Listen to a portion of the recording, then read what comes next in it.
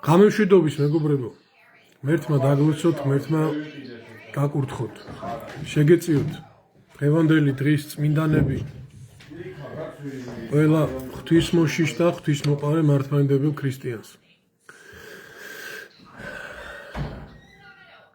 ეხლა მინდა ორი სიტყვით თქვა ერთ-ერთი მთავარი პრობლემა, რომელიც ჩვენს ქვეყანაში არის. ეს არის კერპ-თაყვანისმცემლობა. კერპ-თაყვანისმცემლობა პირდაპირი გაგებით, ყოველგვარი ზედმეტი გადაჭარბების გარეშე. თაყვანისცემა კერპების და თაყვანისცემა ადამიანების. მოდი დავიწყოთ კერპებიდან.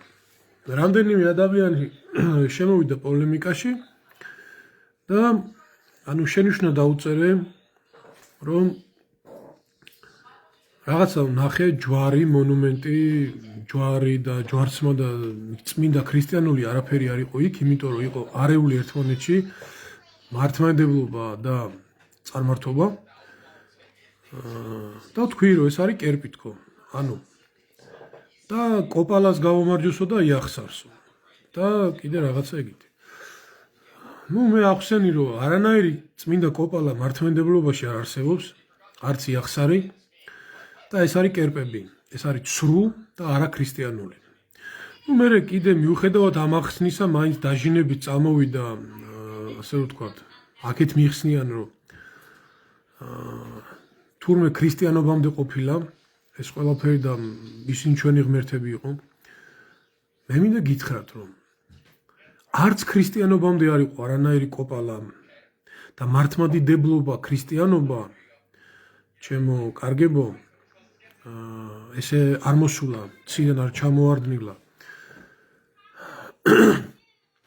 იუდაიზმი სადაც წარმოიშვა, ჩვენ ვიცადაც დაიბადა ქრისტიანობა, ქრისტე იყო ებრაელი დედით და მთელი ებრაულის ჯული, ძველი აღთქმის ჯული იყო მომზადება ახალი აღთქმისთვის, მომზადება ქრისტესთან შესახვედრად.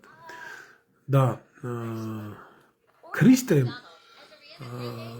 ყველაფერი არ გააუქმა, შეცვალა, გაასულიერა უფრო ეს ყველაფერი ჩემო კარგებო და ჩვენამდე მოვიდა და ბევრი რაღაცა თუნდაც ისევ ათიმცნება დღემდე ჩვენთვისაც ისევ დარჩენილი არის და ჩვენ ისევ პატივცემთ და ვალდებულები ვართ რომ დავიცვათ ის ათიმცნება, რომელთაგან ერთ-ერთი არის უმთავრესი, რომ თაყვანი უნდა ვცეთ ღმერთს და არ აქნა თავისა შენისა კერპი და არცა მისადმი მსგავსი, რამდენიერს ცათაშინაზე, რამდენიერს ქვეყანასაზე და ქვეშე ქვეყანისა.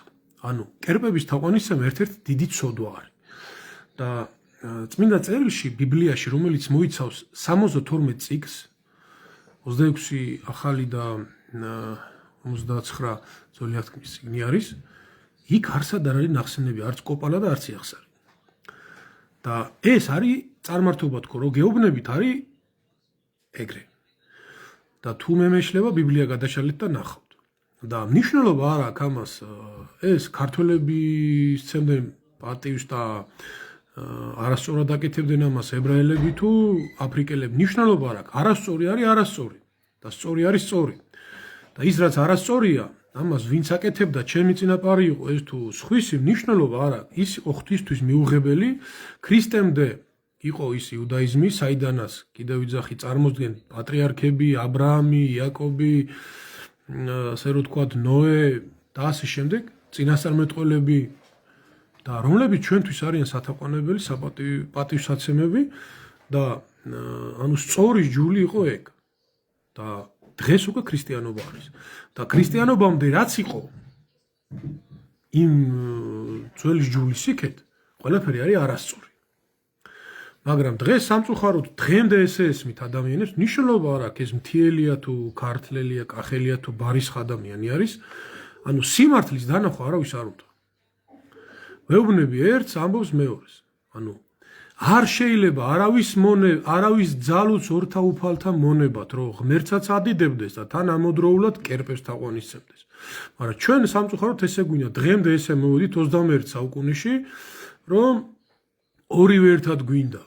ორივე ერთად, მაგიტო ვართ ამ დღეში. სამწუხაროდ პარადოქსია, მაგრამ ფაქტია, რომ თან გვინდა, რომ ქრისტეს თაყვანისცემდე და თან გვინდა, რომ კერპებიც იყოს ჩვენთან ერთად. ეს არ გამოვა. ამიტომ არის რომ მადლი არ არის, ამიტომ არის ამდენი განსასწრებელი არის, ამდენი პრობლემები არის ამ კუთხით, სულიერი კუთხით. ქვეყანაში ასევე ეხლა კოპალას და იახსარს რო თავი დავანებოთ, თანამედროვე კოპალა და იახსარი მიშა და ბიზინა არის. რამდენი მიშა მადიდებელი და ბიზინა მადიდებელი ყავს ქვეყანას, იმდენი მართლა მადიდებელი რო ყავდეს, ჩვენზე ბედნიერი ერი არ იქნებოდა და შეიძლება დავითის ეპოქას გავტოვლებოდი და დღესაც გავუტოვდებით თუ სწორად მოიქცევთ.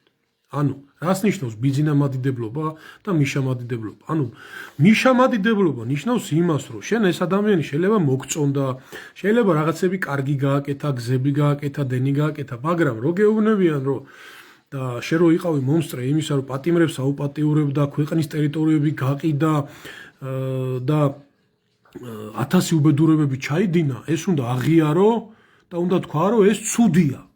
მაგრამ ამას რო არ ხედავ და რო არ გინდა რომ ეს აღიარო, შეხარ მიშა მადიდებელი. ეხა რაც შეეხება ბიზინა მადიდებლებს. თქვენთან ძალიან დიდი პრობლემები მაქვს და ძალიან დიდი ის მაქვს, იმიტომ რომ თანამედროვეები ხართ, ჩემი თანამედროვეები ხართ და უფრო დიდი პრობლემა ხართ ამ ქვეყნის ვიდრე კოპალა მადიდებლები და იახსარ მადიდებლები. და რატო? დღეს ეხა ვისმენ, რა ვიცი, საუბრებს, ქადაგებებსაც და არ დავასახელებ ეხლა სახელებს, რომლებიც ამობენ, რომ თურმე ეს ხელისუფლება კარგია და თურმე ყველაფერი კარგად არის და თურმე ხმას ამოიღებდნენ, რომ რაღაცა ყოფილიყო რა. აგერ დევს ფაქტები. ფაქტები დევს, სადაც 100 გექტარი ტერიტორიები არის გაყიდული. 400 გექტარი არისო მინიმუმ გაყიდულიო ბაზალეთსია, წეგან ერთ-ერთმა ადამიანმა ჩამიგდო და დავდებ მე მაგ ინფორმაციას. რა ვიცი, კახეთში გაყიდულია, ქართლში გაყიდულია, კუთხე არ არის, სადაც 100 გექტარი არ არის გაყიდული. და თქვენ ამბობთ, რომ ეს ხელისუფლება კარგია, მოგმართავ, ეხლა სულიერი ხარ, უსულო ხარ, რა ვიცი, ვინც ხარ რა. პირდაპირ გეუბნებით, ვინც დღეს ამბობს, რომ ეს პრობლემა არ არის, ვინც დღეს ამბობს, რომ ბიზინა არის კარგი, რომელიც 100 გექტარ ტერიტორიას ყიდის და ეს არის ფაქტებით, ვინც ამართლებს ჩემი წინაპართა სისხლით მორწყული ტერიტორიების გაყიდვას, შენ ხარ მოღალატე. აი ეს გეტყვი პირდაპირ რა, ვინც არ გინდა იყავი რა. გინდა საერო და გინდა სასულიერო. შენ ხარ მოღალატე, წინაპართა სისხლის გამღიტველი მოღალატე ხარ. ვინც ამას ამართლებს. რომ 100 გექტარი, რომელიც გაყიდა, აი იმ გამყიდველზე დიდად მეტი მოღალატე ხარ. იმიტომ რომ ის რისთვისაც ჩემი წინაპარი ეწირებოდა, შენ ამბობ, რომ ეს არაფერი არ ყოფილა. და ხელისუფლებამ მშვიდობა მომიდანა. და მე ხა პირდაპირ გეტყვით კიდე რა. მშვიდობა. მადლობა უფალს მშვიდობისთვის, მაგრამ ეს მშვიდობაც არც ეგარ არის მაგათი დამსახურება და თუ რატო არ არის გეტყვით. უფლისაგან არის მშვიდობა, ღვთისგან არის მშვიდობა. და ღვთის კურთხევით არის მშვიდობა და მშვიდობა მიდის იმ ხალხზე, ვინც უფლის ნებას ასრულებს და ღვთის ნებით და ღვთის წყალობით ცხოვრობს და სწორნაბიჯებს დგავს.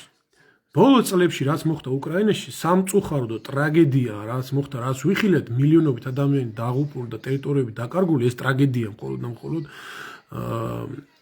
რომელიც გვტკივა და გვაწუხებს ჩვენს, იყო რისი დამსახურება, იცით? ცრუ პროპაგანდის და დამსახურება იმის, რომ LGBT პარადები რო ატარეს, ნატო და ევროკავშირში მივდივართო, მე იმას არ ვამბობ, რომ არა ვიღაცა ყველას აქვს უფლება სადაც უნდა იქ წავიდეს, მაგრამ რის ფასად და რის სანაცვლოდ და ხმარო არავინ არ ამოიღო მაგაზე. და მოდი ასე ვთქვათ, ეხლა ჩვენთან რა ხდებოდა? ანუ ღვთისაწინააღმდეგო ქმედებები გააკეთეს და ნაბიჯები გადადგეს. და ჩვენთან რა ხდებოდა? ჩვენმა ხელისუფლებამაც იგივე გააკეთა.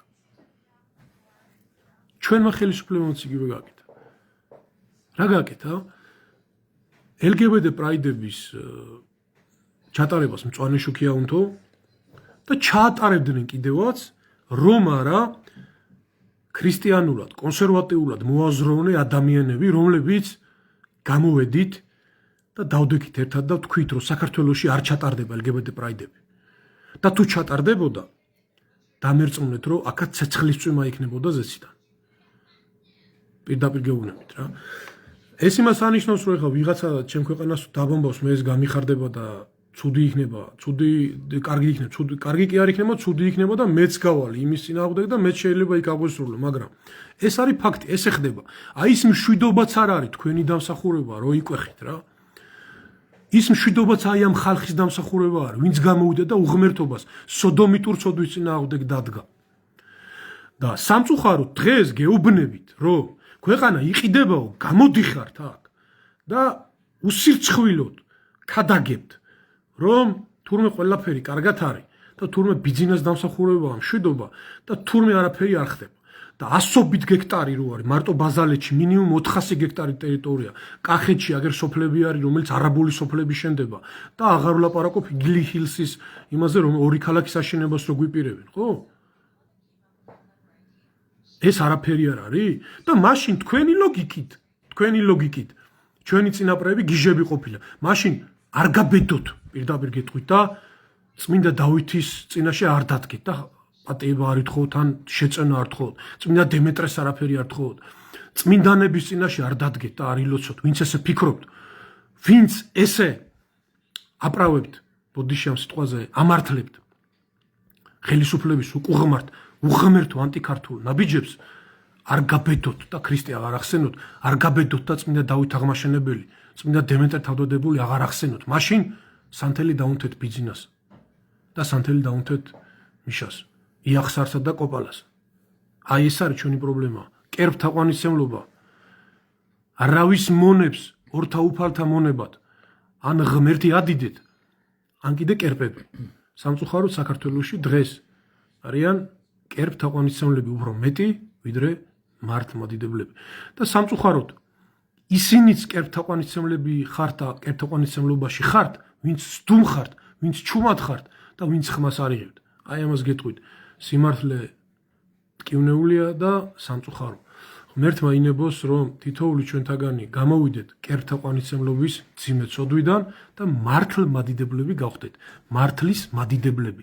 აი რომელიც მეტყვის, რომ კარგი არისო, ხო? რომელიც მეტყვის, რომ კარგი არისო, წინაპართა სისხლით მორწყული მიწის გაყიდვაო, მაშინ დამისაბუთოს, რატო იბრძოდა დავით აღმაშენებელი, დემეტრე თავდადებული, წმინდა თამარ მეფე. რავი, მითხარით მაშინ და მაშინ ეგ თქვით, რომ ისინი გიჟები იყვნენო. მაგას ვერ იტყვით, ვერ გაბედავთ. ვერ გაბედავთ, იმიტომ რომ არასწორი იქნება. აი ეგ არის სიმართლე. მერთმა სინანული მოგმადლოთ ყველას, ვინც ცრუ ქადაგებას და ცრუ ინფორმაციას ავრცელებთ და ქართულ ხალხს თვალებში ნაცარს აყრით. ღალატი არის ღალატი, ქართული მიწის გაყიდვა არის ღალატი და ვინც მაგას ამართლებთ, ხართ მოღალატეები. და ასევე ვინც კოპალასაც აღიარებთ და იახსარსაც და თან ქრისტეს ხართ, თქვენც არ ხართ ქრისტიანები, პირდაპირ გეტყვით, კამას ცუდად არ გეუნებით, გულის ტკივილით გეუნებით. ან ერთი აღიარეთ, ან მეორე. სხვა გზა არ არსებობს. ორი ღმერთი არ არსებობს. ღმერთი არის ერთი და სიმართლე არის ერთი. ამიტომ ერთ გზაზე დადექით და შეუდექით ქრისტეს. მე მოგვიანებით დავდებ კიდე და ჩავაგდებ კომენტარების სახით. თუ რამდენი გექტრები არის გაყიდული ვიდეოები, თუ როგორ ყიდიან ქართულ მიწებს და არ გაბედოთ, არავინ არ გაბედოს, რომ ქართული მიწების გაყიდვა გამართლოთ და ხალხს თვალებში ნაცარი აყაროთ, თორე ნაცარ მიყრილი თქვენი სახელი და საფლავები დარჩება ბოლოს. სამწუხაროდ. ერთმა დაგლოცოთ და ღმერთმა გაკურთხოთ. ღირსეულო, არ გაყიდულო, არ შეშინებულო და არ მოსყიდულო ქართველებო, გენაცვალეთ.